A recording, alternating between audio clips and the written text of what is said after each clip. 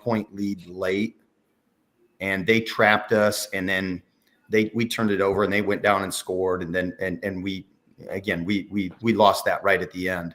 But Northridge is really good, and then you bounce back with Homestead.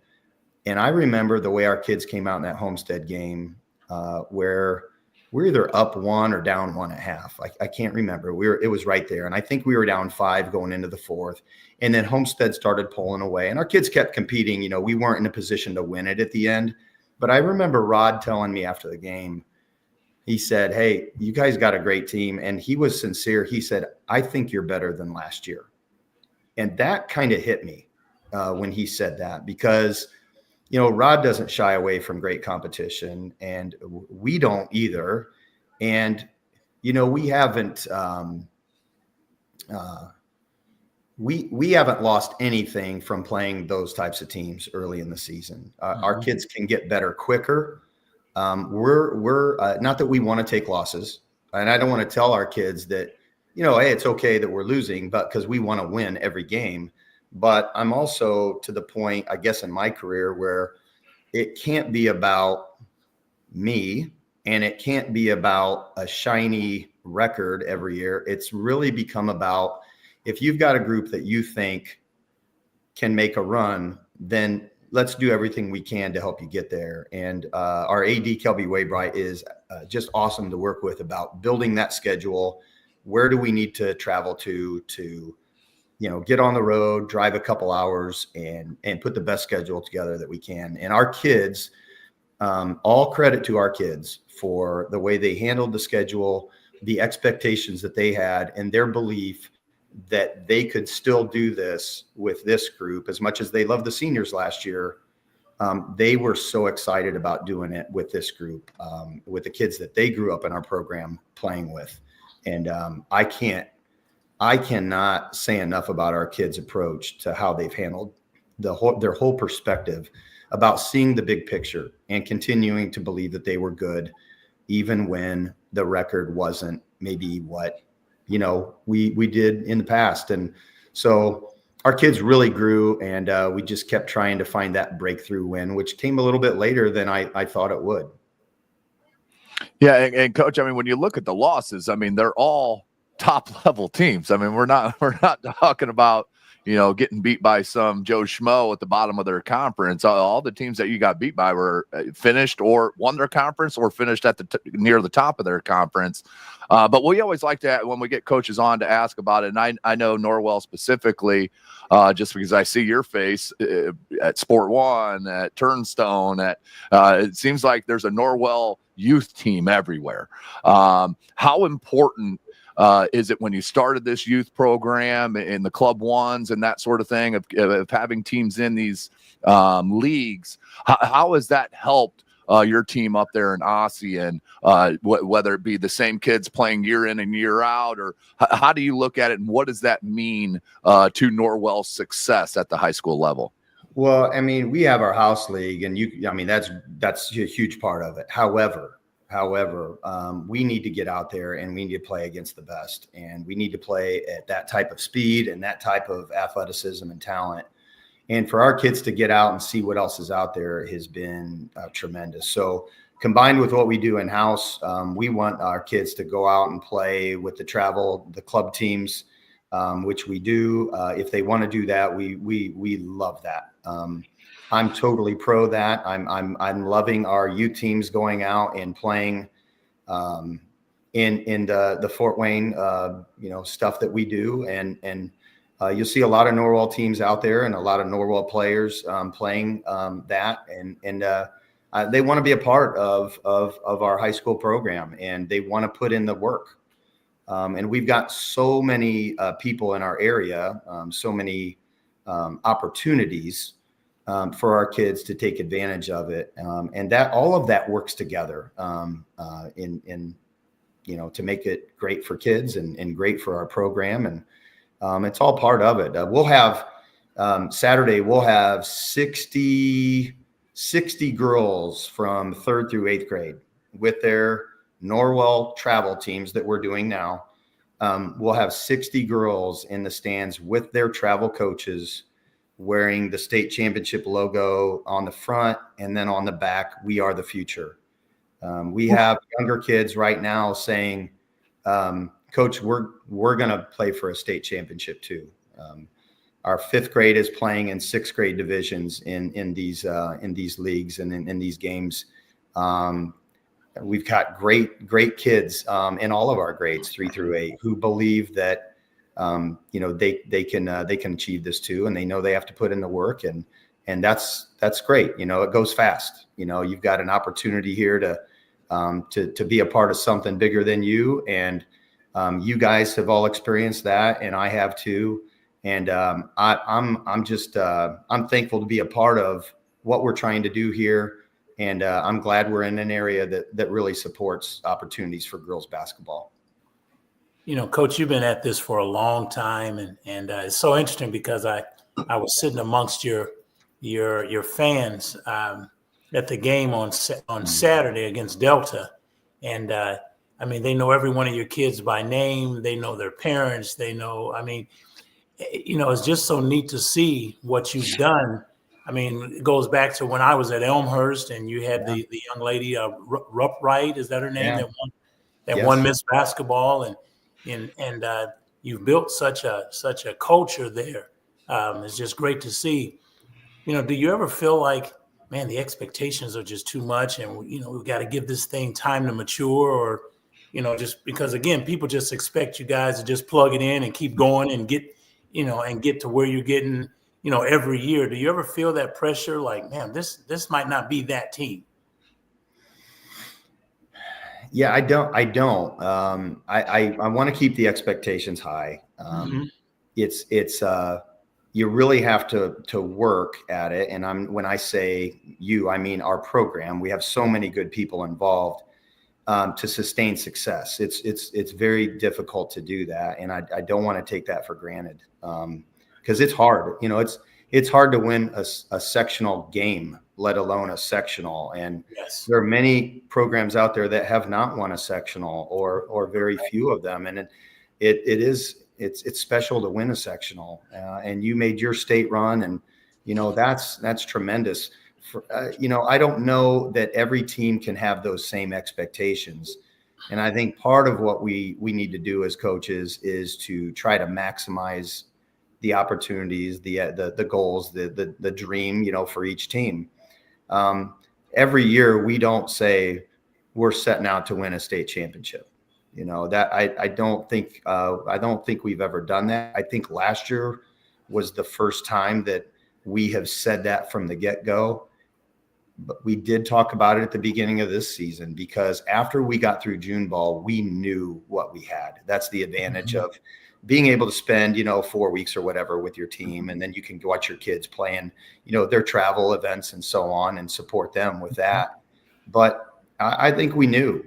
And I think you have an idea at the end of summer ball what the potential is for that team. Sure. And then I think you just go for what you think that is, and continue to, help them see the big picture. And I don't want to put a limit on any team or any season, but we want to keep the expectations high, and keep that schedule very difficult, so that at least we've done everything we can to help them get there.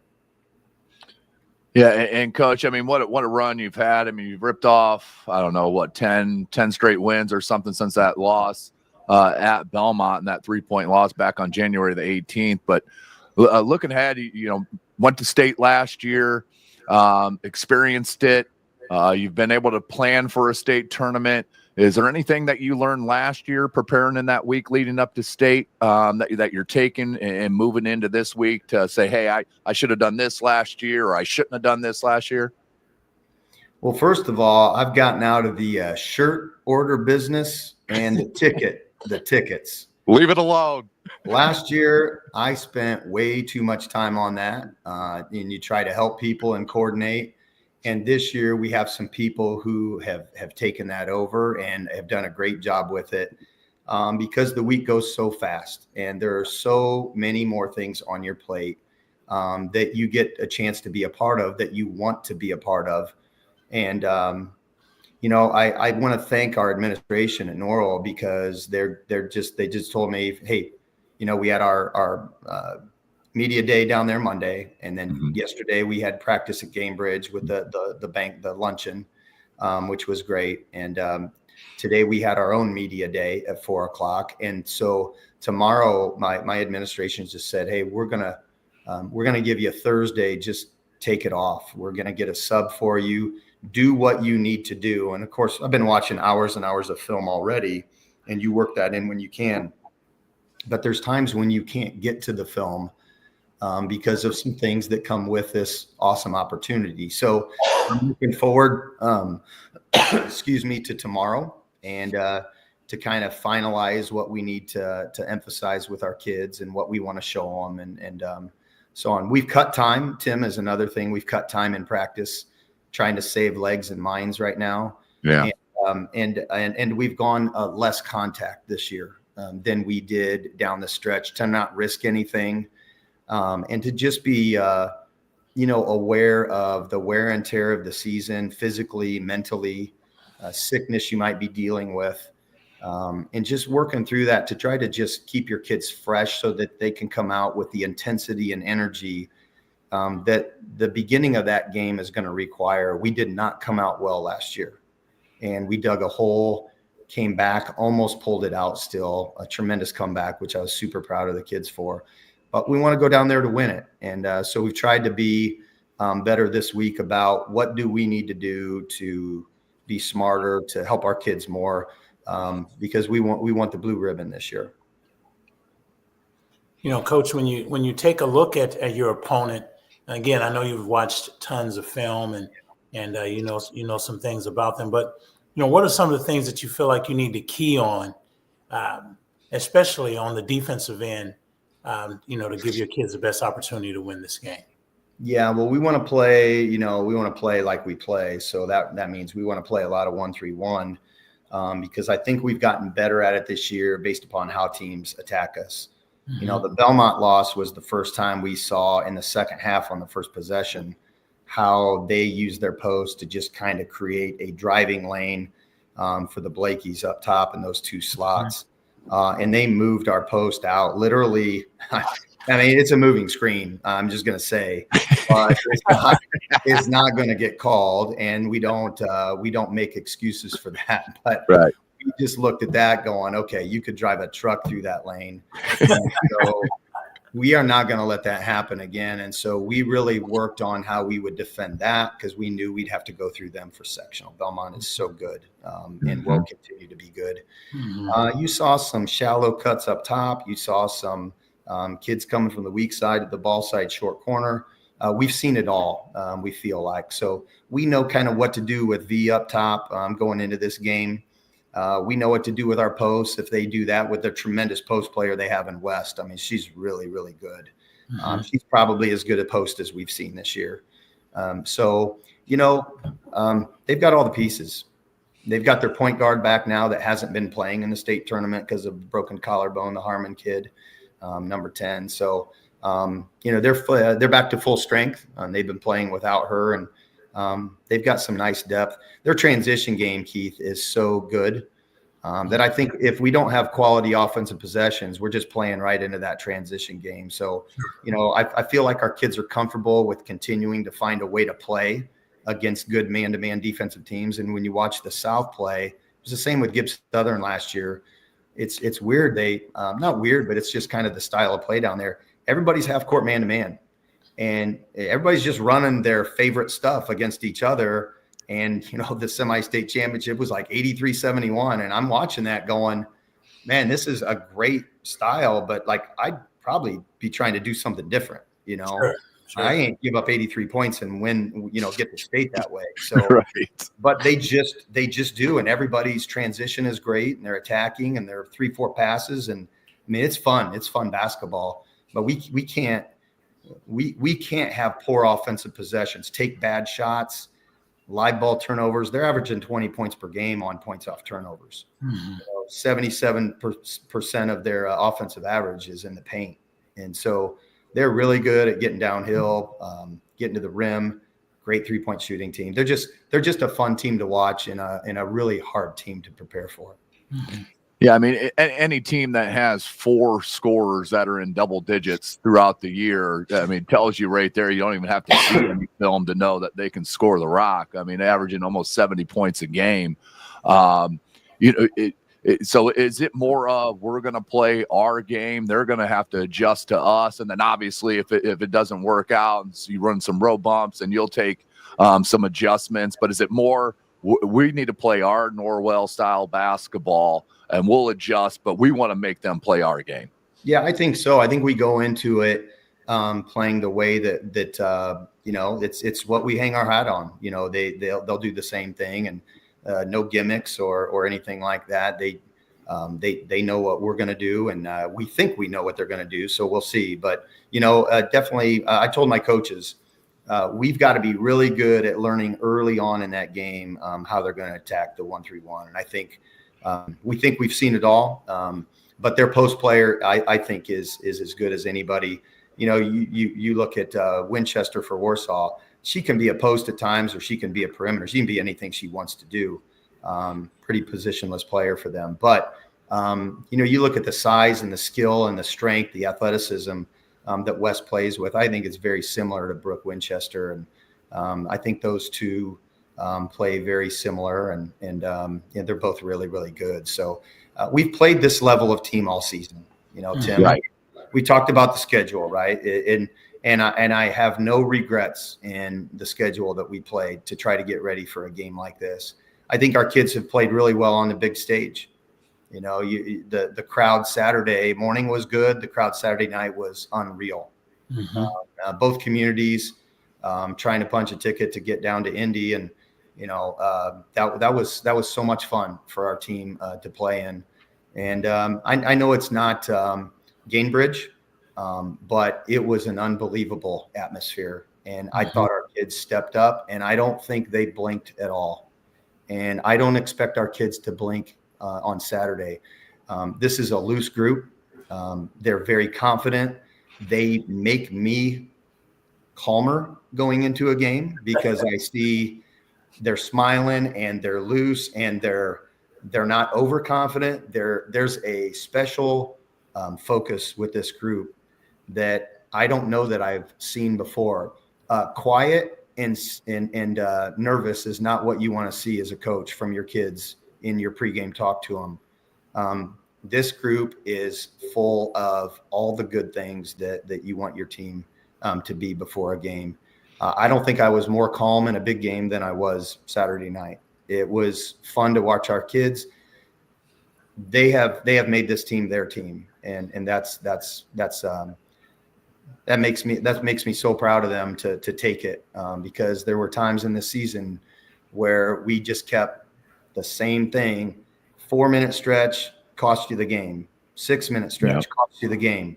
When are you girls going to take it and get over the hump? When are you going to figure it out? Because you have everything you need right here.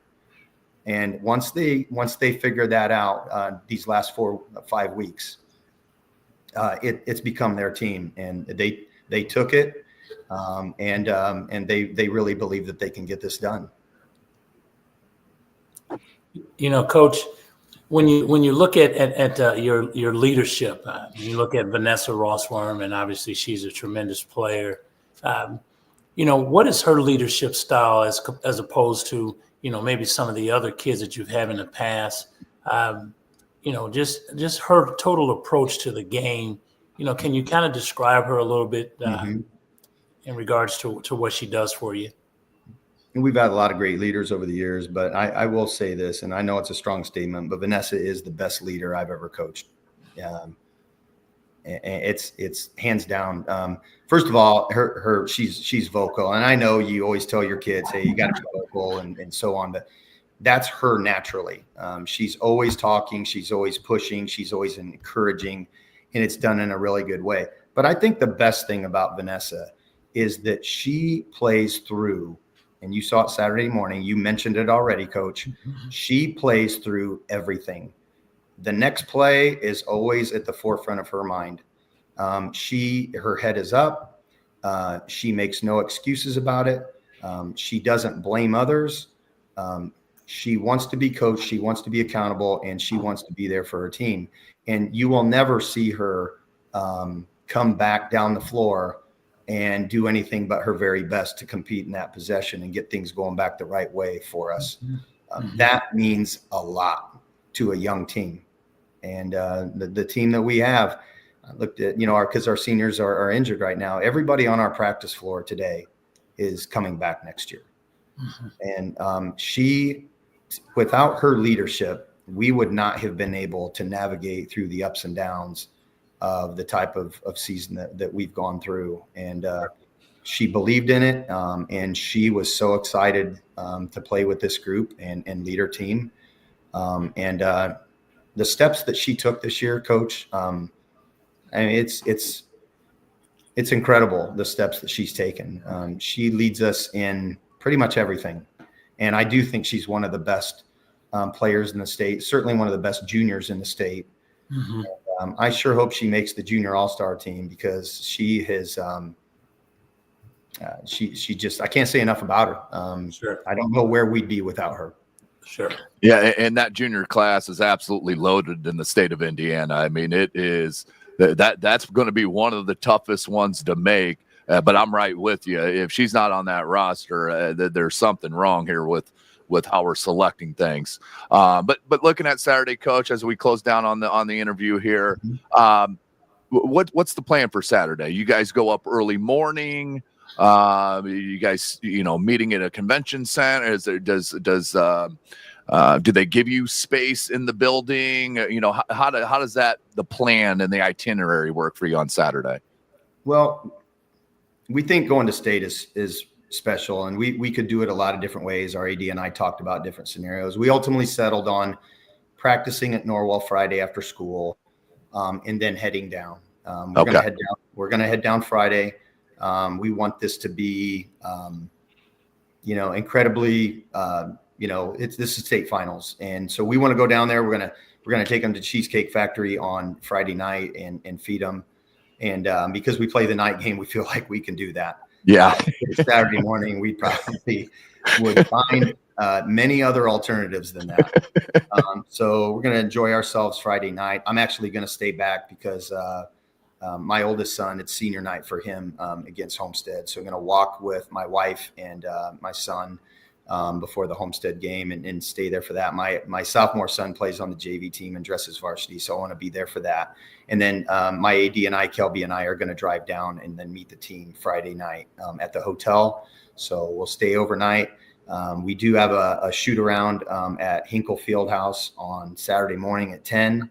Our middle school AD, Jamie Feldheiser, pitched at Butler, Norwell grad, but then pitched at Butler. And so he was able to, as he did last year, get us connections to do a walkthrough there. Now, he did admit last week, he came down, he said, "Hey, I think I might have Hinkle at 10 again." And I said, "That's great." And he said, "Now don't get mad at me." And I said, "Why?" And he said, "Because I might have just promised Columbia City the same thing if they beat you guys." I go, "Hey, that's great. Honestly, good. Like, that would be great, because Addie's going to Butler. Like, they probably would have got it themselves. So, Jamie, how could I be mad at you?" But no, I had to laugh at that. But so we'll do that, and then we'll go get them some lunch. We'll try to eat, something there that's not too heavy, and but make sure they have enough fuel for the night. And then we're just going to rest. We're going to rest in our rooms until we head over. And so we'll head over about 4:30, and then try to get there between 4:30 and 4:45.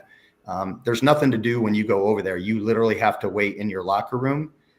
So they're doing something new this year with kind of ball girls type of thing. So they want them to be middle school or older. So my 8th grade daughter and her teammate are going to be sitting right under the basket on the baseline.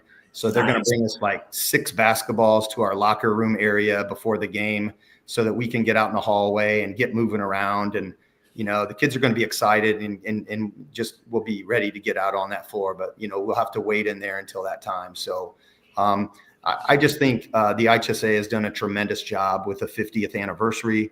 We're so lucky to, be in that facility.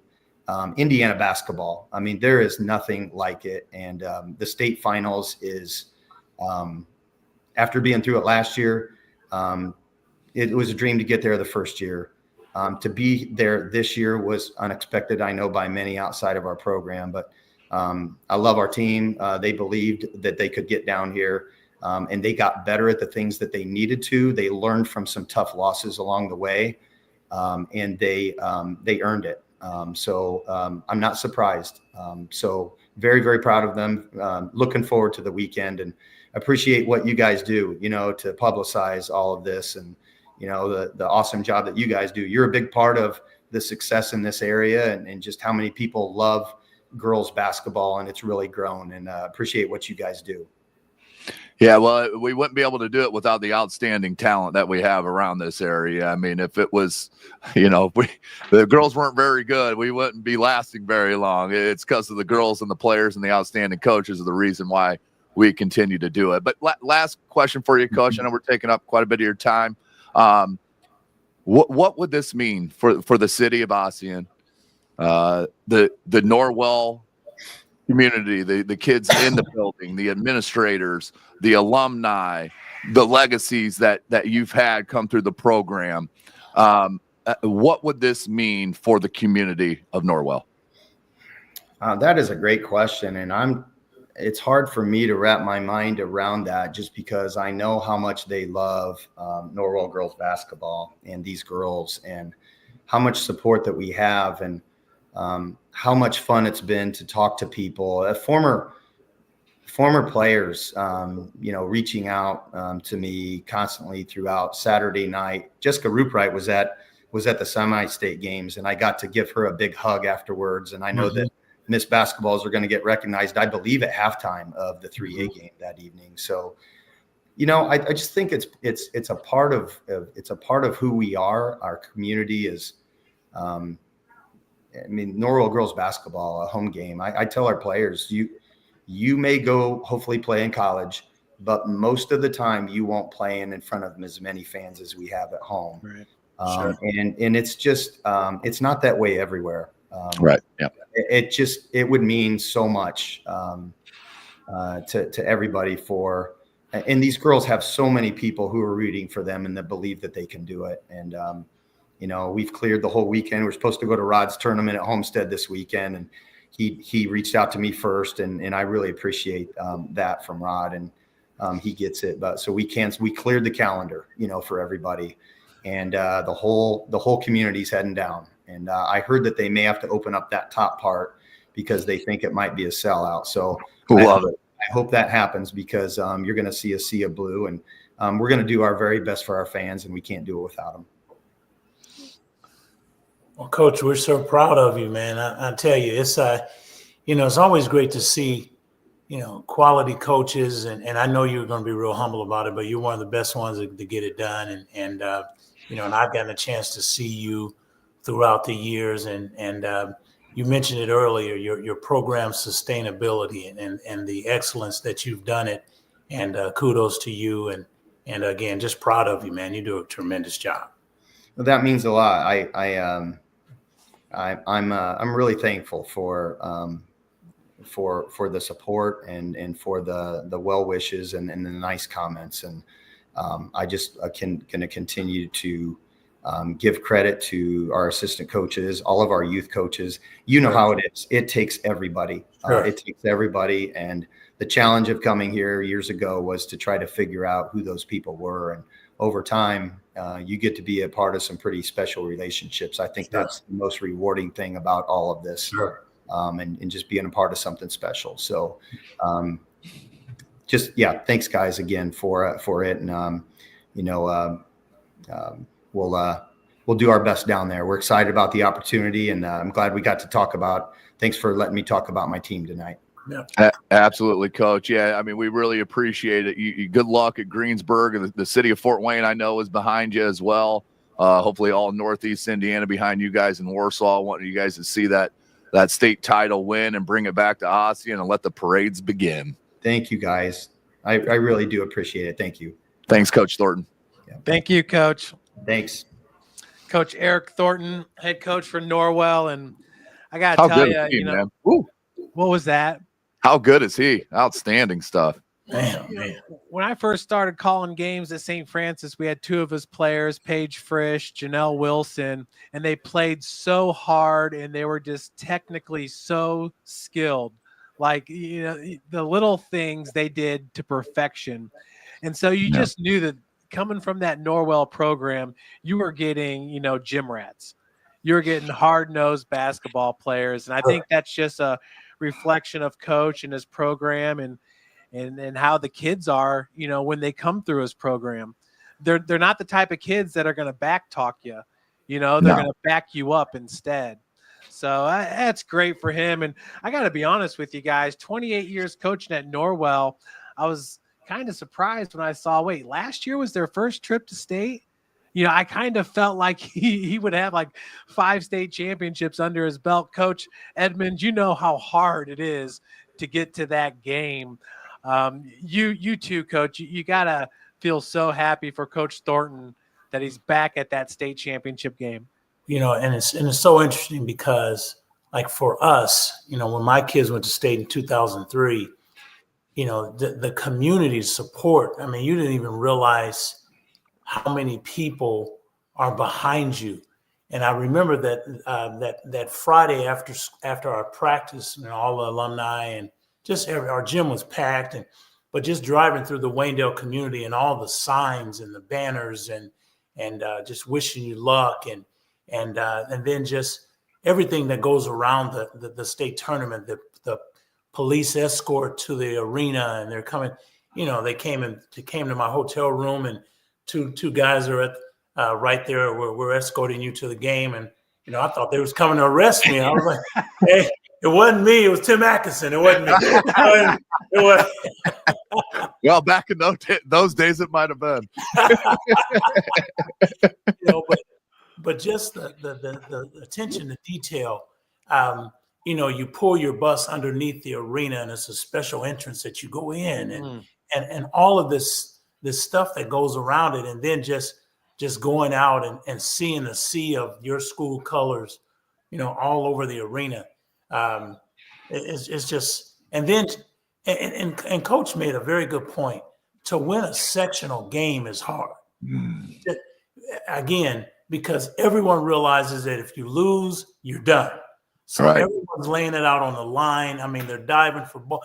You know, they're doing everything they possibly can to make sure their season goes on. So to get through the sectional and then a regional and a 2-game semi-state against 2 completely different teams, 2 different styles, and you know, and preparing for that, and getting to that point for 2 years in a row says a lot about Coach Thornton. I mean, he's humble, you know, really just a silent excellence about what, you know. He doesn't promote himself. You don't see him chest thumping and that kind of thing. He's like, look, if we're good, then our kids will show up, you know, and if we're not, and someone beats us, then they were the best team that night.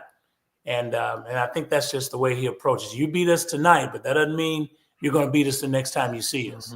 And that's what the schedule's shown. I mean, they got beat by Columbia City. They got beat by Belmont during the regular season. And those were 2 teams they had to run through to get to state.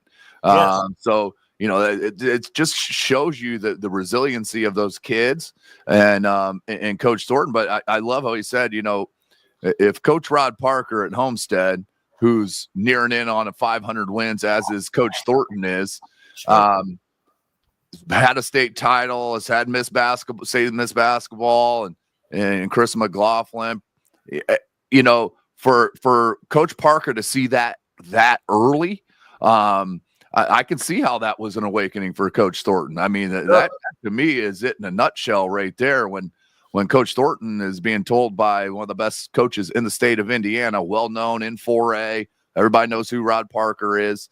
Well, then now they know who Coach Thornton is. There's no question about it. Back-to-back state berths into the finals. You know, you can't say enough about that program, and that's why I wanted to bring up the youth stuff. You know, I see on Twitter a lot their shot club that they have, and they got you know, 5th and 4th and 5th graders and stuff getting on their Twitter for their shot club and the amount of shots that they take and make, and they built just a absolute dynamite of a program, which is really mirroring what Homestead is doing as well. I mean, it is really, really, an excellent way to do it. And they've laid the blueprint down, especially Coach Thornton in a small town on that you can win, and you can win at a big time level. Number one, you got to have outstanding coaching, and he is. And then he talked about his staff, which after this many years, he's found the right recipe for his staff, which, Coach, is so important. You can't be everywhere at all times as a head coach, whether it's be in the locker room or, having an assistant reach out to your kids throughout the day, the weekdays and that sort of stuff in the off season. And so, yeah, I mean, I can't imagine what's going to happen in Ossian if Norwell wins this state title. I mean, it is going to shut that town down. And, they may have a block party at 45 degrees there in the center of town. No doubt.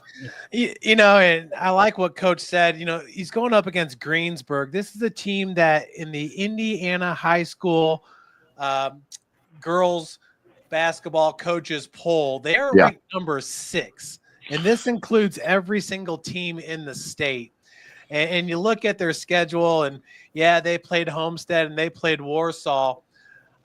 Tim, this Greensburg team, like you said, they shoot over 50% from the field.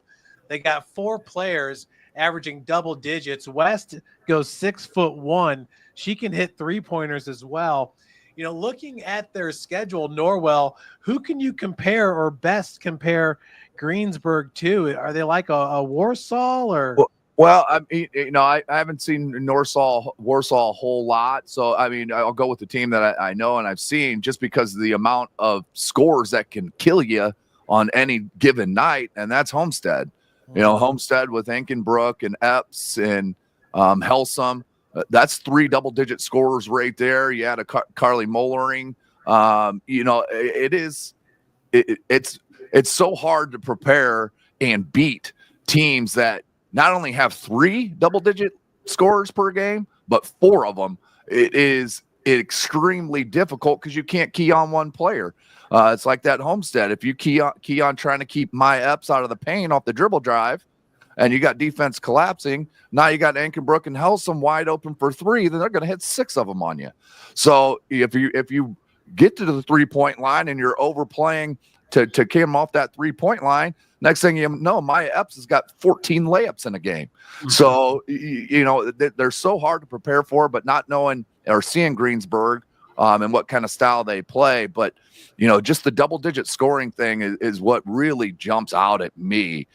Coach and I always talk about you have to have 2, and if you got 3 that are double-digit scorers, you got a really good chance to win at a high level. If you got 4, that's why they're undefeated. But definitely not the type of schedule that Norwell played. And I understand why they're that high. I mean, if you're undefeated and you're out of the Indy area, you're going to be ranked up high in regardless of class. That's just reality. But they've earned all those wins. When you look at a lot of the scores of the wins, there's a lot of blowouts. Mm-hmm. So have they been tested enough in a close game, with a caliber team like Norwell? Do they have what it takes to come out that other end? I mean, even through their playoff runs, what was the closest? 7 points in the regional. So, and then back-to-back double-digit wins. So Norwell got pushed by Delta, absolutely pushed. And then likewise with Columbia City, those 2 teams in the same conference know each other so well, played each other year in and year out. Columbia City, as I mentioned, beat them already this year. And they win that game. It feels like Norwell has that kind of, knock on wood, team of, destiny. Destiny. It seems like everything right now is rolling in the Knights' favor. And last time I checked, the Knights usually beat Pirates anyway, history-wise. Hey, Coach Edmonds, Coach Thornton was talking about how young his roster is. Didn't have any seniors on the floor at practice. Are you pretty excited as a coach going into this game with a younger roster, a team that's undefeated and has the #1 ranking in Class 3A unanimously chosen as #1? And that's really interesting that you asked that question, because you never know how young kids are going to respond. And one of the things that I didn't realize, with this particular group is that Vanessa was the only one that played in the state final. All the other girls were sitting and watching. Yeah, they had so much graduation. Yeah, so you don't know how those girls are going to. I mean, sure, they're going to say, yes, coach, we're going to take them to state too, and we're going to do this and we're going to do that. But until they get out there, see, because there's nothing more exciting but nerve-wracking than trial by fire. And sometimes you throw kids to the wolves and the wolves eat them up. Mm-hmm. And, but these kids, especially with their schedule, I mean, who plays the top part of their schedule? Who scheduled that? Call that AD. That looked like a Homestead schedule right there. There's no way in the world that I'm going to play Tippy Valley Cathedral and Warsaw, Northrop, Northridge, Homestead. That's your first 6. The first 6, 7 games, you're like, Coach, we just thought to let you know that this is going to be your last year with us. And we're going to load you up with a bunch of ranked teams and Division I players and do the best that you can. And, so that says a lot about him. But I tell you what, when I watched both of those games that they played on Saturday, and that 1-3-1 just eats people alive. Mm-hmm. I mean, they can't prepare for it.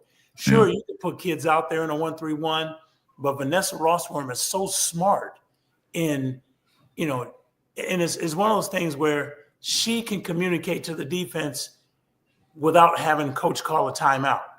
She's like, look, it's almost like, okay, we're going to do this. And when they make this pass, we'll do this. And I was sitting there and I was just watching it and I was like, okay, how would I attack it?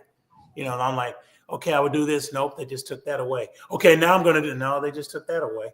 Okay, now we're going to do – so I tell you right now, if I'm Greensburg, I'm watching the Belmont tape over and over and over and over, especially if you got a great post player like West that can move around and they can get in different places on the floor and can shoot the three. And he mentioned that if she shoots it anywhere like Brooke Winchester, then she's a special player because Brooke is one of the best in the state, in my opinion. So it's going to be really interesting to see, what the adjustments will be for Greensburg because they haven't seen that. They might have seen 1-3-1, but they haven't seen Norwell's 1-3-1. So it's going to be real interesting to see what happens. Yeah, I think Claire Larison, sorry, Jeff, Claire Larison, their leading scorer, averaging 16 points a game. I mean, she is shooting it. I just had it up here.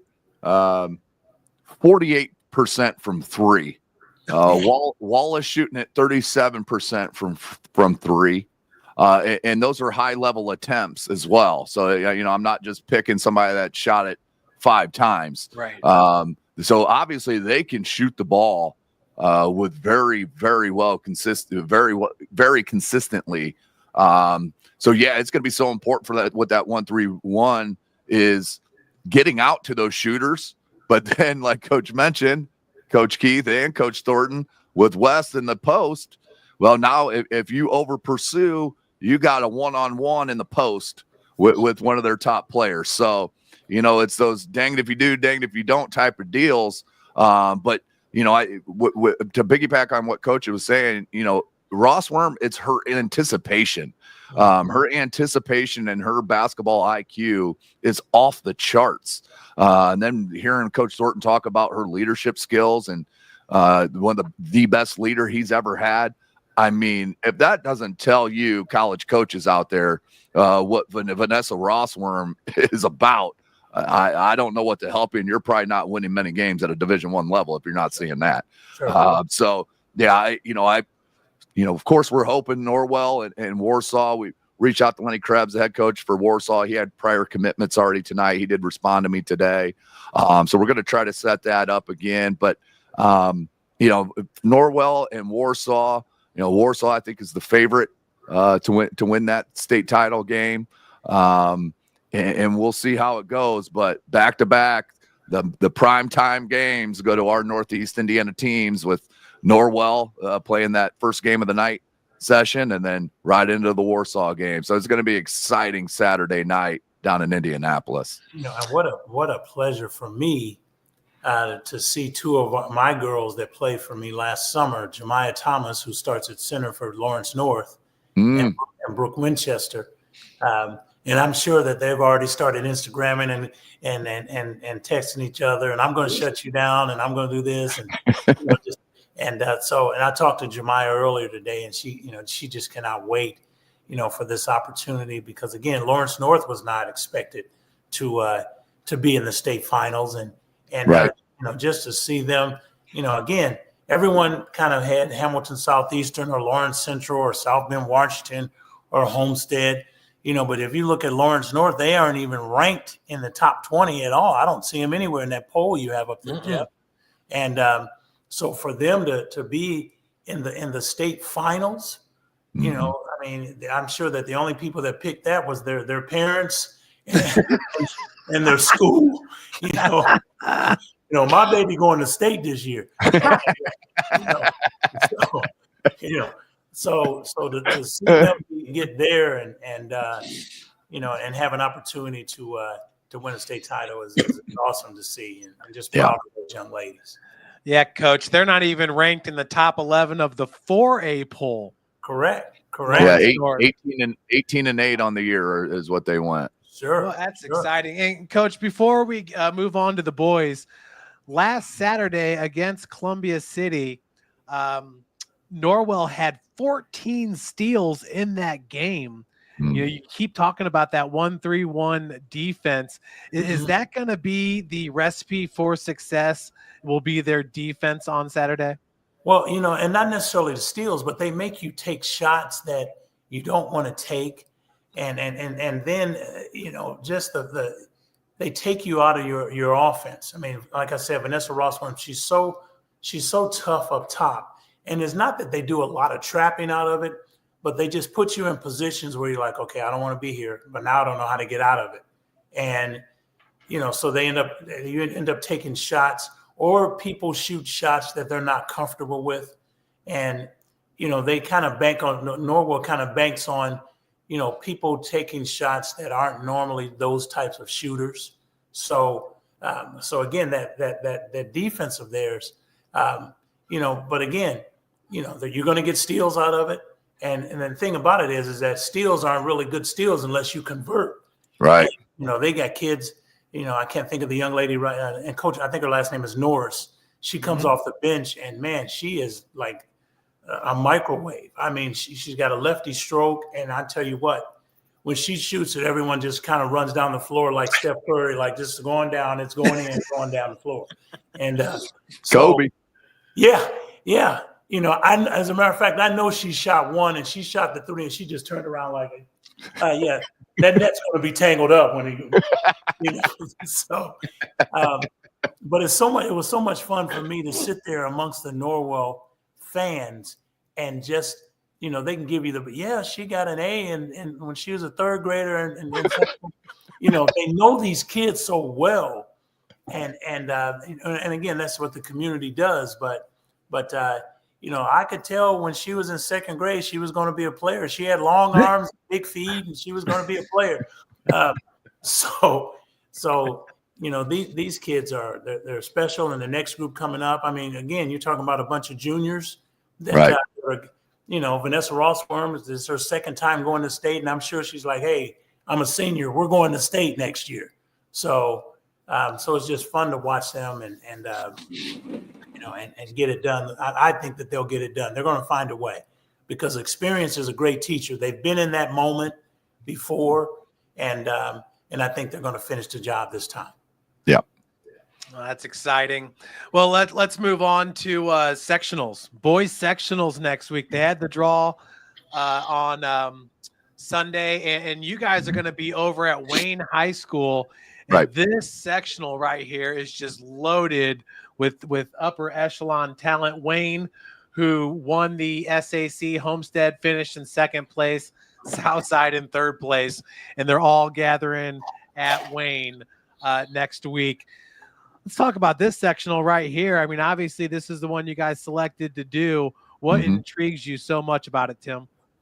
Well, first, you got 3 teams that are in the same conference that know each other so well, and they're at the top of the conference. So that's number one. The Wayne Southside game came down to the end, to the buzzer.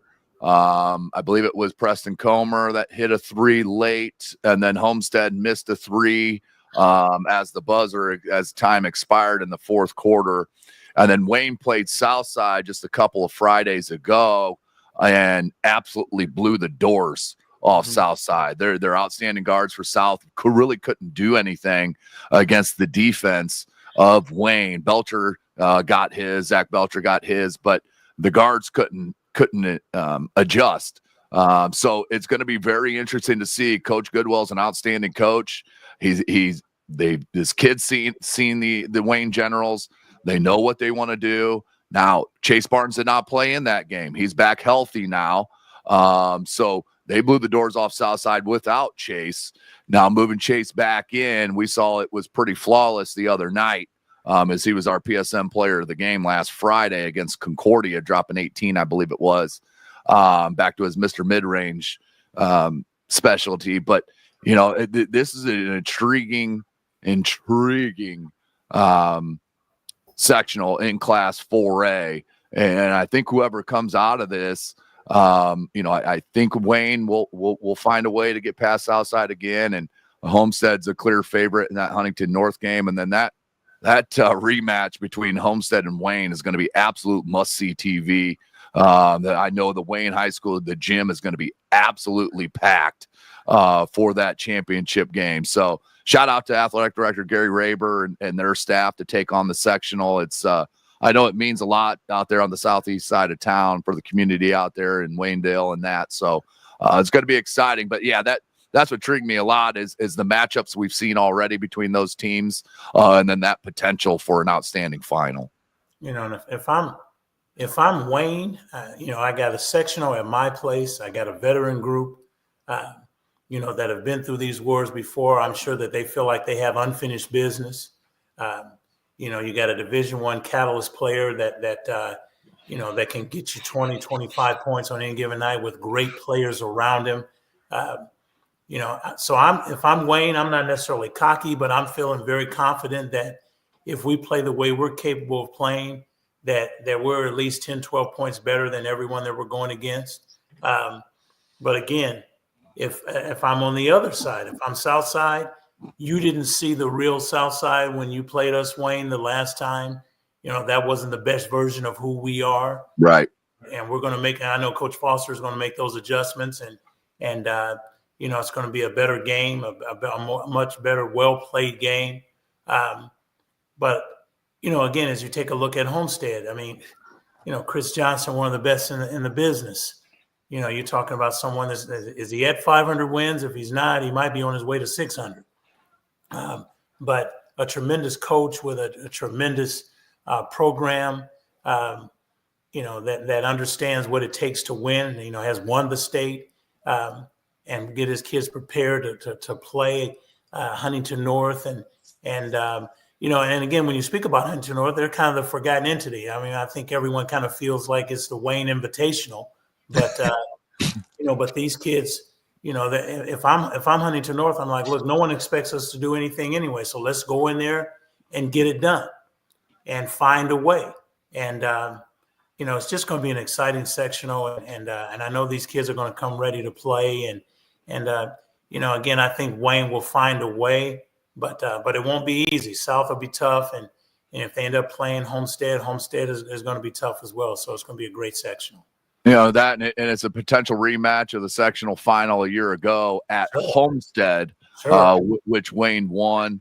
Will Jameson had an outstanding game. He came back for the sectionals last year after that horrible car accident, but Wayne won that game by 10 points last year in that sectional final. So that's another intriguing part and another layer to this mix. Is I know Coach Johnson is not going to want to get beat once again by Coach Brewer just in his second year at Wayne High School, where Coach Johnson's up about 450 wins. No, I'm sorry, Tim. Coach Johnson, 524 career wins in 31 years. Yeah, several of those at Dwenger High School when he got started, but at about the 450 mark just at Homestead. And I think Coach Rod Parker on the girls' side at Homestead's right around that 450 mark as well. So, it's the same thing with Norwell. We talk Coach Thornton on the girls' side and Coach McBride on the boys' side. It's, so some schools have absolutely figured it out when it comes to having an outstanding coaching staff. And, but it's going to be exciting. It's going to be an exciting week next week. Of course, we prefer to have a larger than a 4-team sectional, but yeah, it's going to be an exciting Friday and Saturday at Wayne. Yeah, you make a good point there, Tim. I mean, Norwell had to win 3 sectional games to get that sectional championship this year, where you only got to win 2 over at Wayne, and over at Carroll, you only need to win 2 games as well. Snyder has Carroll in the first game, Northrop and Northside in the second game right here. Guys, Snyder finished 5th in the conference. Are they the favorites in this sectional? I would think that Snyder is the favorite. It's really interesting because I guess it depends on what you look at as the favorite. Is it the team with the best record, or is it the team that's playing the best basketball at this particular time? Right. And, I think Snyder is playing well. They're one of those teams that's dangerous. They can come out and just, they can put some points on the board right away. And what comes to mind is that game that they played against Blackhawk Christian. Right.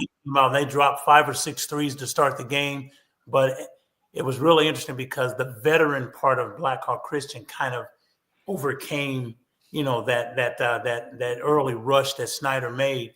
But again, that just goes to show you, they got kids that, that can score in bunches, and you just never know which kid it's going to be. Is it going to be a Clopton? Is it going to be an Anderson? Is it going to be a Trail Ho? Who's it going to be that's going to be that guy that night? And that's what makes it fun as a coach. But it also what makes it nerve-wracking because sometimes those guys don't always show up. Mm-hmm. And I keep and I love this kid. I love Tank, and I think he's a tremendous player. But this is sectional time, and they need him to play well. And stay out of foul trouble. Yes, and if you're capable of getting a double-double, then let's quit talking about it and let's go get it done. You're that kind of player, and if he plays well, Snyder can win that sectional and go on and compete in a regional, have an opportunity to do well in the regional. Yeah. But then again, you take a look at Northrop. You're looking at a team last year that was 1-21, and now all of a sudden they've won 9-10 games this year, and those kids are feeling pretty good about their opportunity to steal this sectional when maybe someone or a lot of people, a lot of us pundits, let's say, don't give them an opportunity. But I think that, again, and I say this over and over, you don't have to beat teams in a series. You only have to beat them one time. Mm-hmm. And if you can put it together that particular night, you are the better team that particular night. You get an opportunity to move forward and play in that championship game. It's great when you only have to play 2 games, to win a sectional. Right. So, you don't have to prepare for 3 games. Now the tough part is playing Friday and then turn around and playing Saturday. But you'd have to do that anyway. Well, and I'm 16, 17 years old. I'm playing basketball. I mean, who gets tired? Because right. if you're playing pickup and you get a team that holds the court, you might play 6 games in a row. So, mm-hmm. So you go play the game. And I think if you took a poll and said, hey, would you rather play or would you rather practice? Let's just go play ball. And I think these kids, hopefully will respond to that as well. Yeah, I think it's an intriguing draw, Jeff. Snyder's been playing some of the best. They've been playing their best basketball since that win on January the 31st against Carroll when they won that by 12. Then they went to Dwenger and won at Dwenger. Had that 9-point loss against Blackhawk Christian, which is not a bad loss at all. Then the 3-point win against Lures, beat Leo by 4. Just beat Blackford by 13, and they'll close out the regular season Friday night against Marion, where Coach and I will be there at Kilmer Court. Mm-hmm. it's Carroll's going to want to have that revenge on their mind, but I really think Snyder's playing their best basketball right now. Xavier Wilson has just taken a huge leap into his junior year of being their leading scorer. He's been outstanding. Clopton on defense has been so great. Coach talked about Tank, Ketron Pascal, how much he means as the big fella down there. But don't sleep on Northside either. Gary Andrews knows how to win. Sure come does. playoff time. Yes, he does. He is a proven winner, no matter who's on his roster. And, it's a rebuilding year for Northside. That happens when you graduate college basketball players like he did a year ago. It's with Young and Fugate and company. It's going to be very difficult, but don't sleep on Northside. Northside gets past Northrop, and they're sitting there in that final. I really trust Coach Andrews on the club. I mean, by far, he's the most experienced head coach at the high school level in this sectional, and it's not even close. Merriman, Raikkonen, and then first-year head coach there at Carroll in Chris Benedict. So, he's got a ton of years in high school, but at Carroll, this is his first year.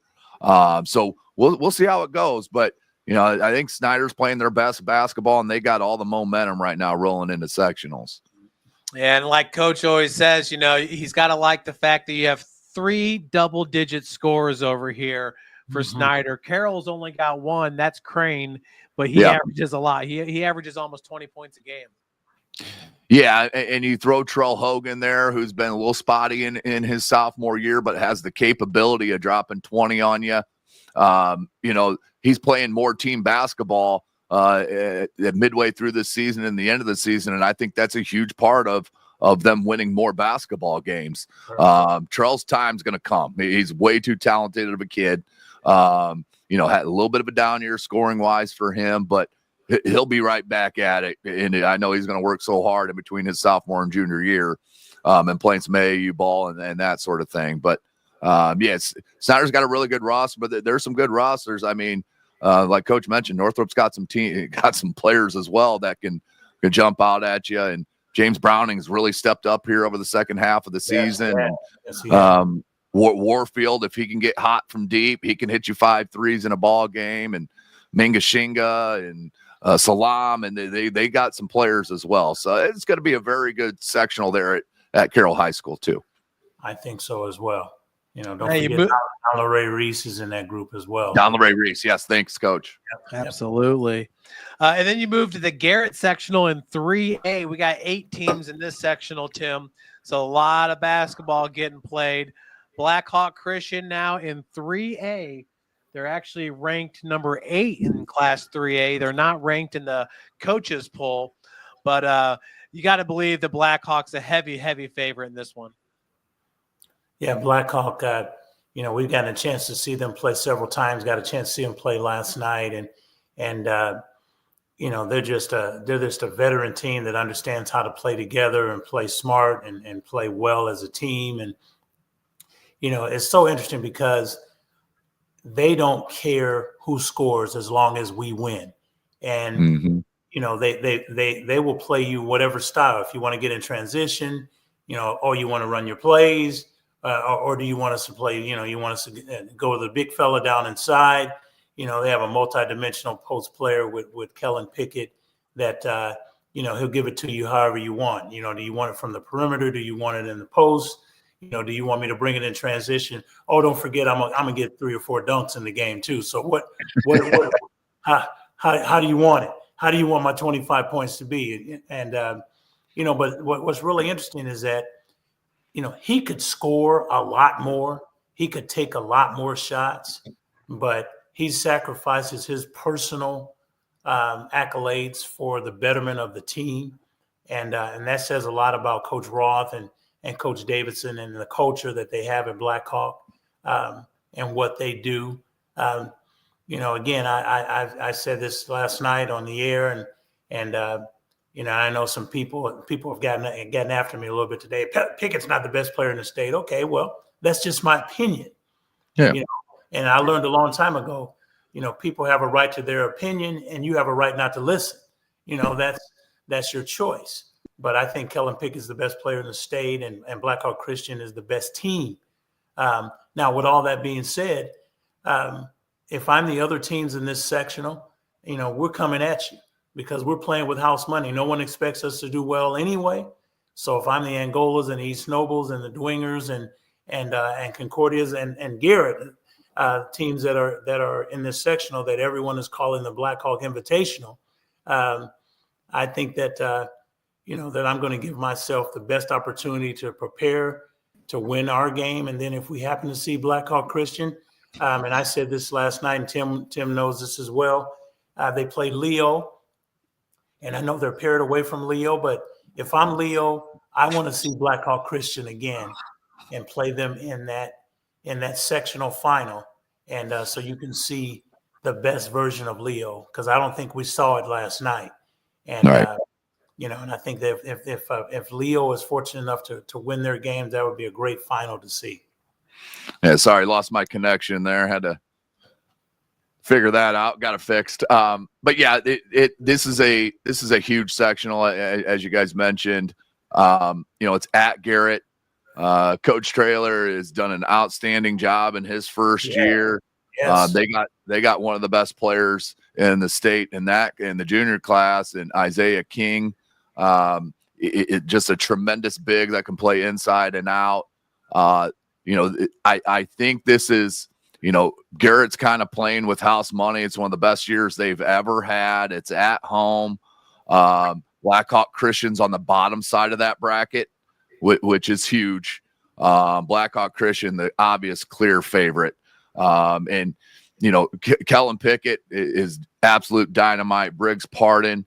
But when you see the freshmen like Bryce Lacrosse and Sefton tough step up, scoring the rock, it's just a fun thing to watch at Blackhawk Christian. Now, Concordia, we saw them against Wayne on last Friday.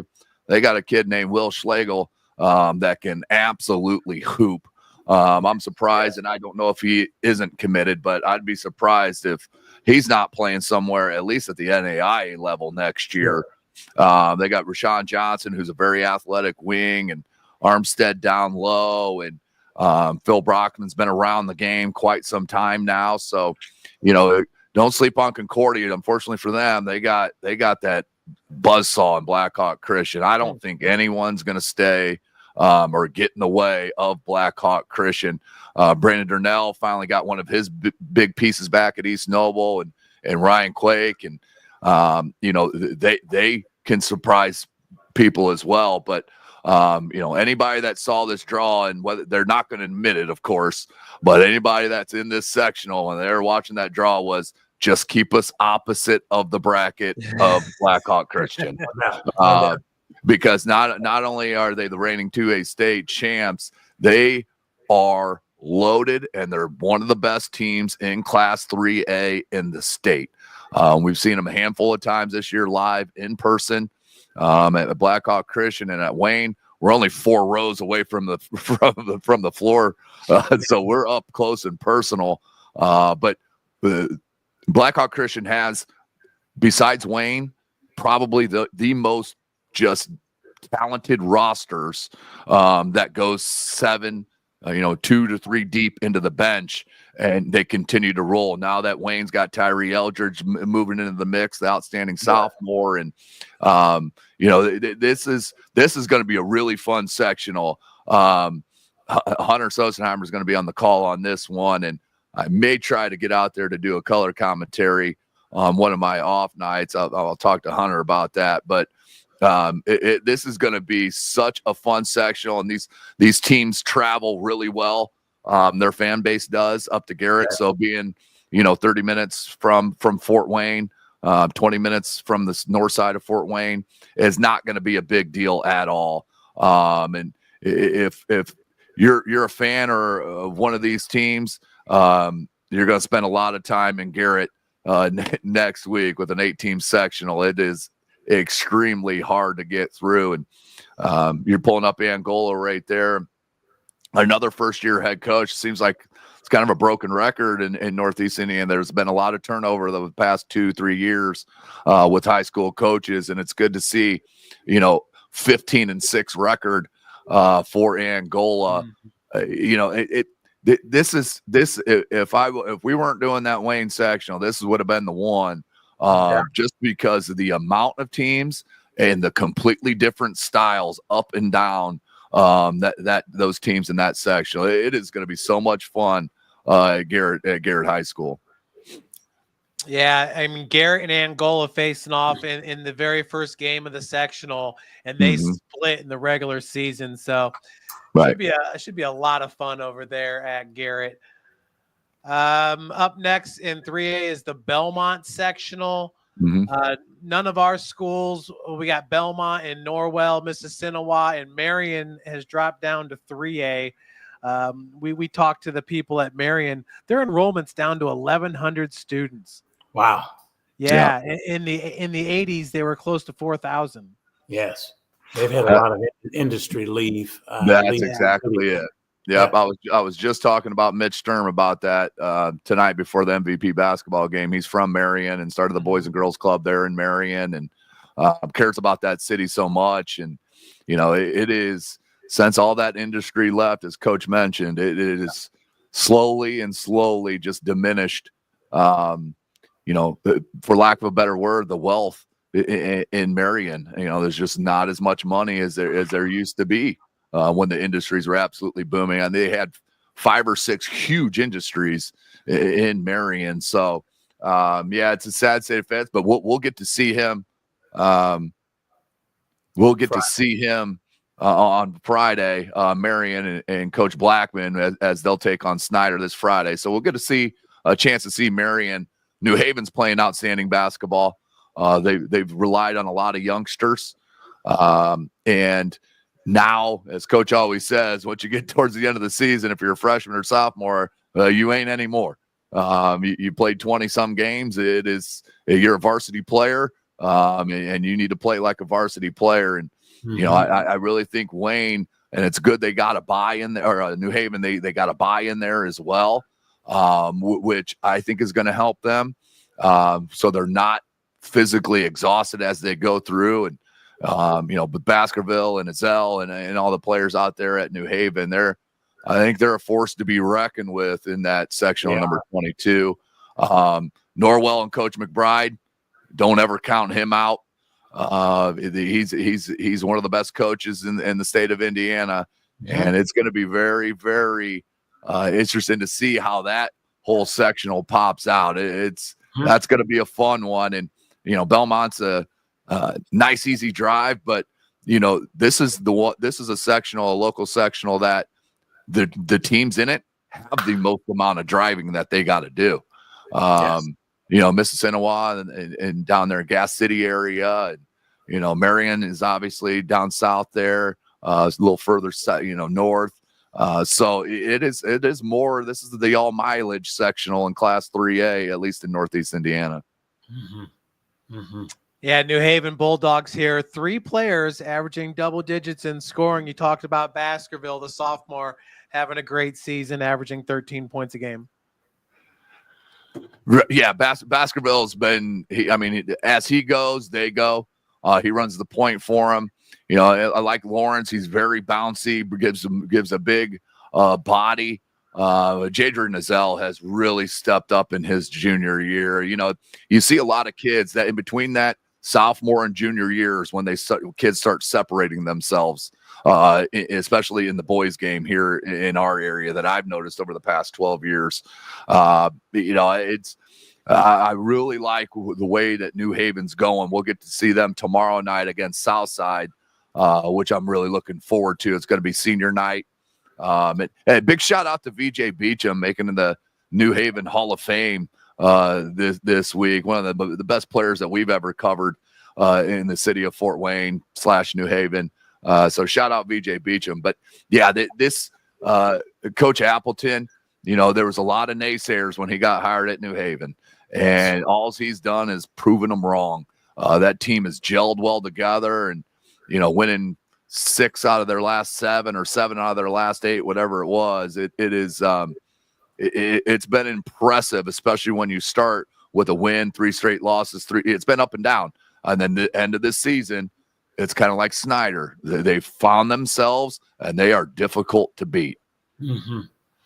Yeah, it definitely seems like a team that kind of you really don't know what you're going to get on a nightly basis, but they're getting more consistent as the season moves on. So, yeah, that's going to be a fun one as well to think that New Haven could be a favorite in that sectional. Mm-hmm. Moving on to 2A. South Adams sectional, where we got Woodland against Whitco, Bishop Lures against Bluffton. I mean, you got to believe that Bishop Lures is a heavy favorite in this one, Coach Edmonds. Well, I think that they're the heavy favorite, but again, they have to come to play. Yeah.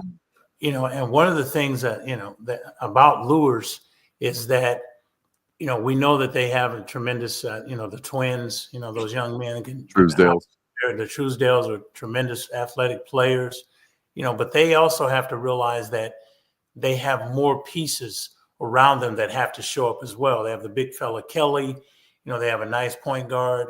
They have kids that can play, but they have to come to play.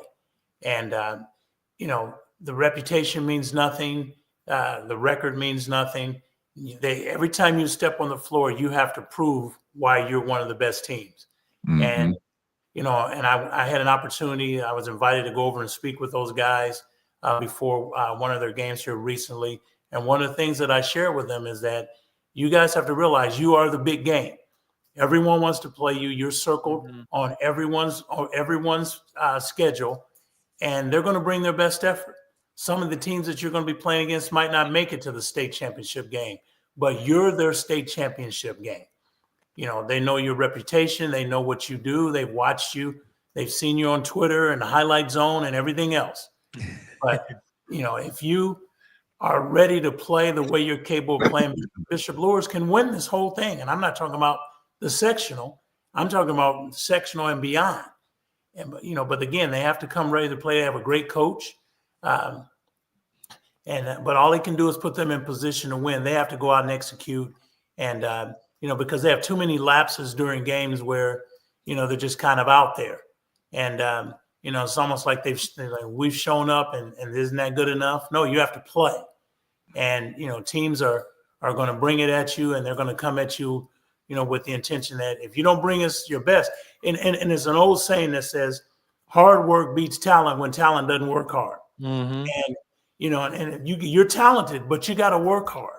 Mm-hmm. And, if you do that, then you have a chance to be special, you can't say that about a lot of teams. They can be special if they want to be.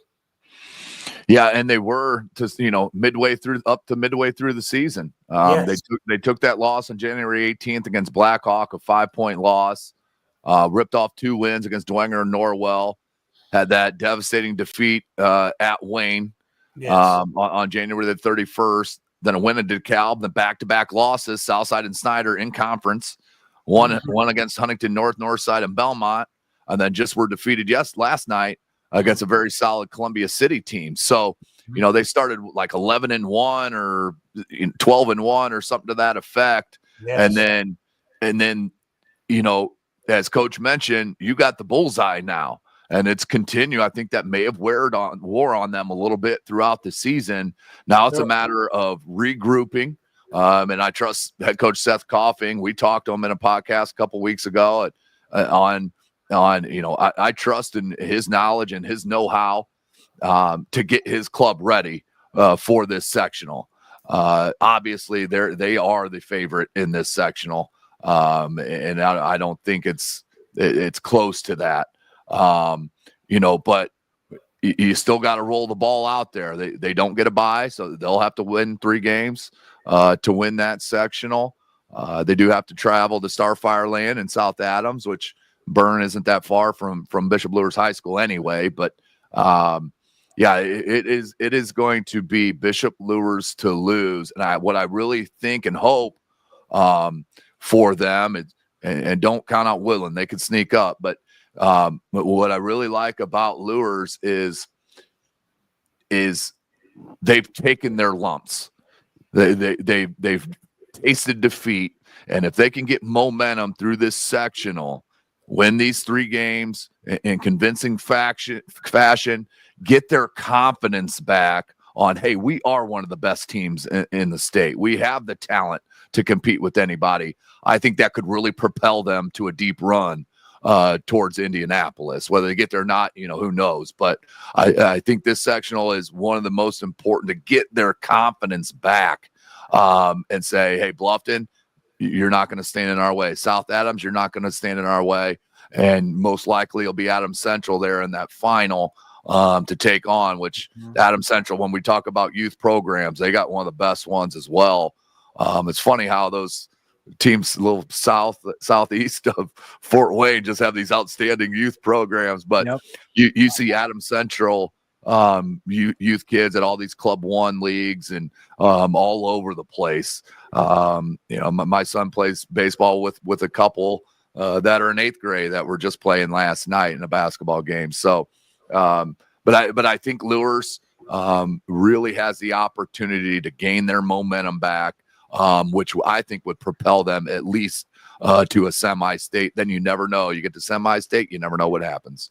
Well, and the thing about it is that, sure, it's nice to win the SAC and it's nice to have a winning record, but no one really thinks about this. You're measured by your success in the state tournament. Right. And, because there's been a lot of teams that won 15, 16, 18 games, and then they lose the first game of the sectional and the season's over. So, and one of the things that I share with them is that don't look back on this season with pain, because there's nothing worse than the pain of regret. And, when you start thinking about, well, we could have, and why didn't I die for that loose ball? And why didn't I take that charge? And, you start going back through it, and before you realize, like, oh, I'm a senior, I don't get a second chance. These Truesdales, they have to be true to who they are supposed to be. If you're this good, then let us ride your talent and ability to a state tournament run, because again, there's not a lot of teams like this that come through Lures. This is not one of those, programs that, they have a lot of sustainability. And I'm not saying anything in regards to how good a Coach Seth is, but I'm saying that, you've got Division I players, you've got Division I talent, you've got everything that you need to make a great run. So let's go get it done. Let's not look back on it and say, woulda, coulda, shoulda. Here's our opportunity. This is your moment. Go get it done. Yeah, wow. The Truesdales and the Kellys and Danny Kelly, they're seniors. So it's win or go home, and win, or you're done with your high school career. It's super important. Yes. And Ale Taylor now 3rd on the team in scoring. So he keeps climbing up the ladder there. He's averaging 9 points a game, the junior. He's been more aggressive, Jeff, and he's taken those 15 to 18 foot jumpers more regularly now. And I think that his teammates realized, wait, this is a player that can help us get to where we need to go. Sure. And once your teammates start realizing that, you're going to get the ball fed to you more. They're not going to try to go one-on-one. If you're open, they're going to pass the ball to you. It's that confidence in your teammates, and I think they have that big time in Isle Taylor. That's another thing that's so great about covering high school sports is you never know who that kid's going to be on each and every team. That's going to be that X factor to propel them, and Isle Taylor could be that one for Bishop Lures. Sure, no doubt. Wow, Lures missing out on a sectional championship last year. They got all kinds of motivational factors heading into this sectional. No the last one, guys, is the Fremont sectional, the reigning state champion Canterbury Cavaliers. They got a bye in that one, so they're in the bottom half of the bracket. And it looks like Canterbury is going to be a favorite again to win a sectional. Go ahead, Tim. Yeah, they graduated so much. It's so hard, as Coach knows, when you have a great senior class, it's hard to regroup. And they're still playing the same type of schedule, which is not easy when you're in the city of Fort Wayne. But they have a really good player in Reed Hayes, who's a senior who went through all that last year. His little brother, Nick Hayes, and, but once again, just one score in double digits in Reed Hayes, the senior. Now they only play really 2 to 3 seniors consistently throughout a ball game, with Hayes and Pad Mangalim as the 2 top minute getters as seniors. But majority of these kids are coming back next year, and it's going to be an absolute problem for 1A, because they could make another run coming up next year. But I think when the season started and the year started for Canterbury, winning a sectional, I think, is a great goal to have. They're an independent. They're not in conference play. They went 8-13 on the season, but they're playing Blackhawk Christian and Leo and Lures and Wayne, and they're playing New Haven. They're playing top teams in the city of Fort Wayne and the surrounding area. Columbia City is another one. They beat Belmont. So, this sectional could prove to be Canterbury's to lose at 8-14. I think that's kind of it's not a real bar for where Canterbury is at when it comes to playoff time in Class 1A. It's a Lures football type of situation. Canterbury can make this run. I think they win this sectional, to be honest with you. And then now with regional being a 1 game, you can get that regional win. Boom. Now we're back into semi-state. Well, hey guys, we've been here last year. Derek Adams is a really good coach. He's a great communicator with his players. I've never heard a bad thing about him at all in his 5 years at the school. I really like Canterbury's chances, to pull this one out. And then you're playing with house money. No one expected us to do anything this year. It's a rebuild mode. So, it's kind of how Norwell was. It's a real girls. It's a rebuild. Nobody's expecting us to do anything. So let's go shock the world. And I think Canterbury is prime for that this year. And experience is a great teacher.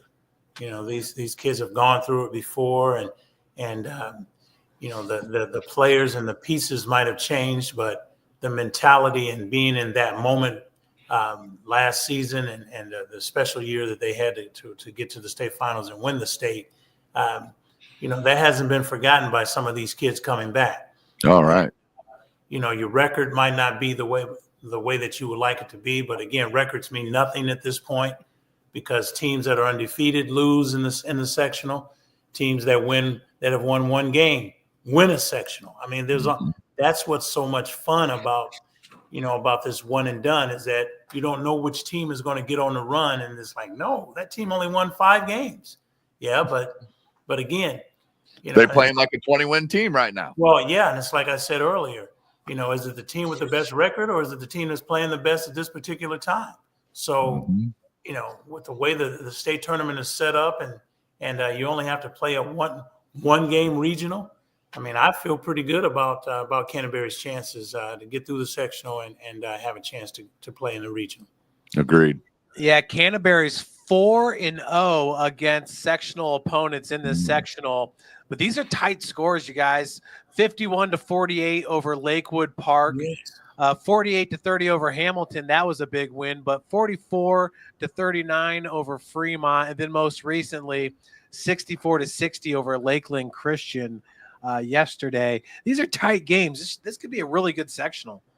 Yeah, it could be one of the closest, no doubt, Jeff. And what's really intriguing about them is the playing the Fort Wayne teams in 3A and 4A. It prepares you for these types of close games where, hey, we were 4 points from Lures. Hey, we were from this school. It's a motivating factor for a head coach, and Canterbury. It's just so great to see what they've done with their basketball program. They used to be a powerhouse on the girls' side of things back in the day, and it's good to see their boys squad getting that state title last year and an opportunity to make another run kind of like we were talking about with house money. So, but yes, Jeff, I think this will be, besides the Garrett sectional, the lead up, I think this is going to be one of the toughest sectionals to get out of here in Northeast Indiana. Yeah, and to your point, Tim, I wanted to pull it up. 15 sectional championships for Canterbury's girls program. So this is back in the day, stopping with 2015, but you've got state championships in there with Kendall Fincher and Darby Maggard, some of the great players. Maggard now a coach at Huntington University, right? Trying to bring that girls program back up. So yeah, that's pretty interesting to think. Man, what a difference 15 years makes, huh?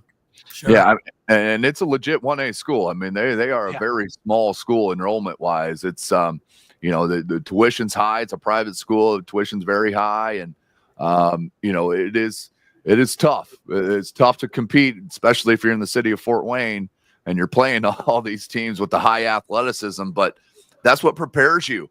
The lower class you go in boys basketball, the less athletes there are. So when you get down to 1A, if you're playing these athletes throughout the season and then you get in 1A and you're not seeing those athletes as much, we're talking about basketball. This isn't badminton. Athleticism goes a long way in the game of basketball. It can make up for so many mistakes, just being athletic and having high agility.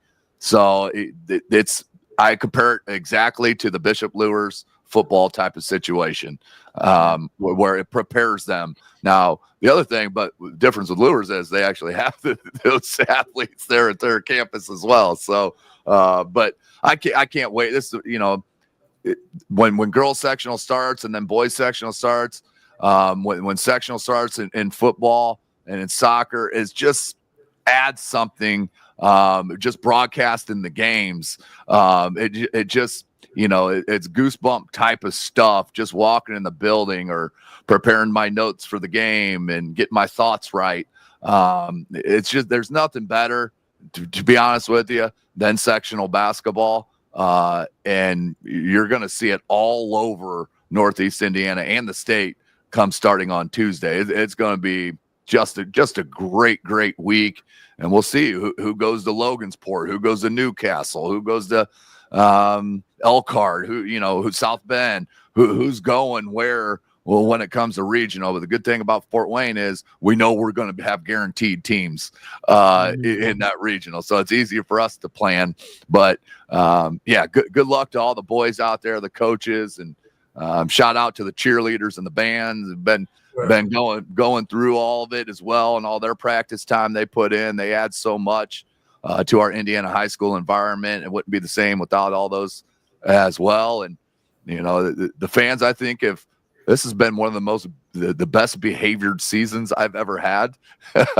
Just listening to fans in the stands. You're going to always get your gripe in, and my team never fouls in a the 3 quarters. I don't know how we haven't fouled one time. You've called 10 on us. I don't understand that. You're gonna get that, but in general, I think we've come out the other end where the adults and everybody that's involved, and it's high intense.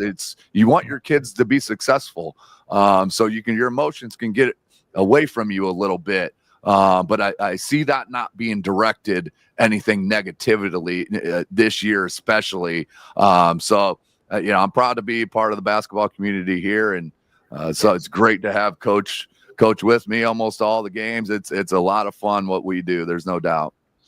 Yeah, and a big game tomorrow for you guys. Southside at New Haven, and then Marion at Snyder, as you mentioned a few times. Coach Edmonds, I've got the Indiana Basketball Coaches Association poll up, the top 20 teams in the state, and no team from Northeast Indiana has been listed in the top 20 all season long. How close? Well, I should say, firstly, Wayne or Blackhawk, would you say that one of those two teams are the best teams in Northeast Indiana? And how close would one of those teams be to getting in this top 20? You think maybe if it was a top 30, they'd be in? Well, and the interesting thing is that it's based on record, but it's also based on a lot of these people that, the people that are the knowledgeable ones, I guess, say, are the powers to be. They don't get to Northeast Indiana. They don't get a chance to see our kids play. They basically go by what they read in newsprint or, what they see on Twitter.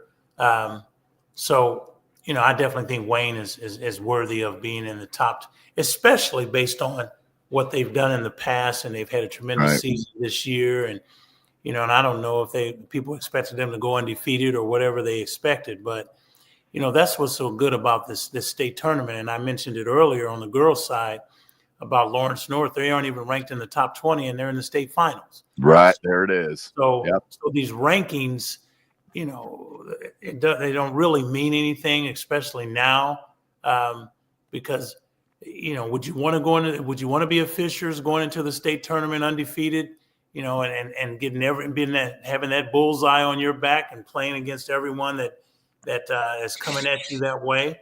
I watched, even Warsaw. Warsaw, Northrop had an opportunity to beat Warsaw here recently, and Warsaw found a way to win, which is what good teams do. But on any given night, if you're not playing your best basketball, and we've seen it especially at the college level in the NCAA tournament, which is coming up here soon, and the draws in 3 weeks.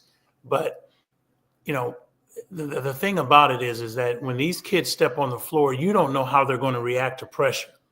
Again, there's an old saying, pressure makes pipes burst. And you don't know how they're going to be. Are they going to respond to it, or they're going to say, hey, this moment is way too big, and I'm not ready for these bright lights. So, then you put the kid in on the bench that's just waiting for his opportunity, and he hits 2 3-pointers to win the game for you. So that's what's so much fun about this state tournament, and getting a chance to see some of these teams play. So the records mean nothing, and rankings really don't mean anything. I'm sure, Wayne feels like they're one of the best teams in the state. I'm sure Blackhawk Christian feels that way as well. But again, paper doesn't speak for you. Print doesn't speak for you. We don't speak for you. You have to go out and make that thing happen. We talked about Bishop Lures. Are they one of the best teams in the state? On paper, yes, but they're not ranked as well. So we got 3 teams in our area, and maybe some teams that I haven't even mentioned that are listening to us now say, hey, don't forget about us. But Blackhawk's got an opportunity to get to state. Wayne has an opportunity, and so does Bishop Lures. So we'll see. Yeah. I'm surprised Wayne and Blackhawk Christian are not in that. If you want to go, you can dissect every one of those teams, which I did the other day when I was bored at lunch. I had to step away from my desk at lunch, and I was like, what should I do? So I looked up that top 20 in the IBCA and compare schedules to some of those teams with what Wayne and Blackhawk Christian did, and then compare their win-loss records. Sure. Then you be the judge. I'll just leave it there. For Wayne and Blackhawk Christian to not be in that top 20 is pretty shocking to me, to be honest with you. But there's nothing new with the lack of disrespect, with the disrespect that the 260 kids get here. But I think it's going to continue that way until we break through and win a title in a Class 3A and a Class 4A. That to me is the key with getting the statewide respect.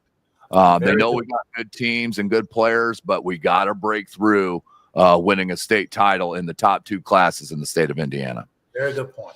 Yes. Almost had it a few years ago with Northside in the Ben Davis game. Yes. Yeah. But, that was Northside's game to lose right there. Oh, absolutely. What a talented roster that was. Keon Brooks Jr. and Jalen Butts, Keon Brooks in the New Orleans Pelicans organization now, and Jalen Butts had a great career at DePaul, and it came down to just a simple missed block out on the free throw line. Northside had four kids there. No one blocked out the shooter. He missed the shot. They got it back. Yeah, and that was prefaced. They still had a chance, and he was called for stepping on the sideline, where a lot of people over on that side of the floor said he didn't. But it was called. He stepped on the line. So guess what? He stepped on the line. That's right. you can't complain about that. But yeah, so close. I think Blackhawk Christian has a really good chance to win Class 3A. And what a story that would be. You win Class 1A, you win Class 2A, and Class 3A. What's next? Oh, I know, Class 4A. So with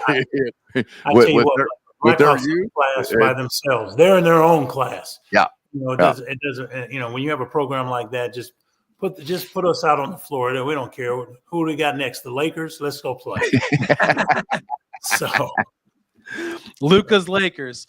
Yeah. Well, we should note here on January the 3rd at Fishers, it was Fishers winning at 62-56 over Wayne. A very tight game. Fishers is ranked in the top 10 nationally. Yes. So to your point. And that's without Jalen Harrelson. Jalen Harrelson's at La Lemure. He left after his sophomore year. Jalen Harrelson is the number 1 player in the state of Indiana. Yeah. So Fishers lost him, and they're undefeated, folks. Yeah. Fishers, what they've done at Fishers is mind-boggling.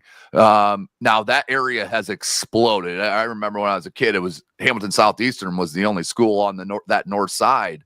Right. On the northeast side of Indianapolis, and then they built Fishers, and you're thinking, God, there's just not that much talent up there, is there?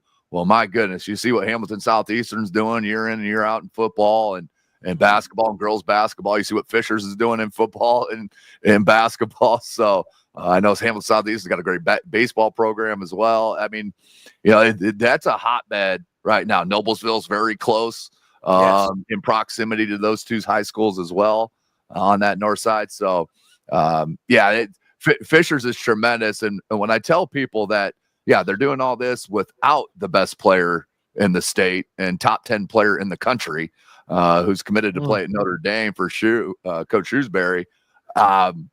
It's impressive what they've done at Fishers over there and the talent that they have. Sure. Wow. Yeah. And then, during the football season, we talked to Coach Kirshner, and he was talking about the southwest side of Indy and Decatur Central and how that area is starting to blow up a little bit. So it does seem like ever since Peyton Manning went to the Indianapolis Colts, like Indianapolis has just gone to a whole nother level nationwide as far as just athletics and the kind of athletes that are being produced out of that area. Oh yeah, the Peyton Manning effect is real. There's no question about that, and that's what happens when you're that talented and you just transcend the game. Yeah. So I mean, it's shout out to Peyton on that. There's no doubt you've helped out high school football in the state of Indiana more than you probably even know. Mm-hmm. Yeah, no doubt. Well, guys, anything else you wanted to add here before we wrap up and you guys finish up the week? I'll be over at Indiana Tech doing basketball all weekend, so.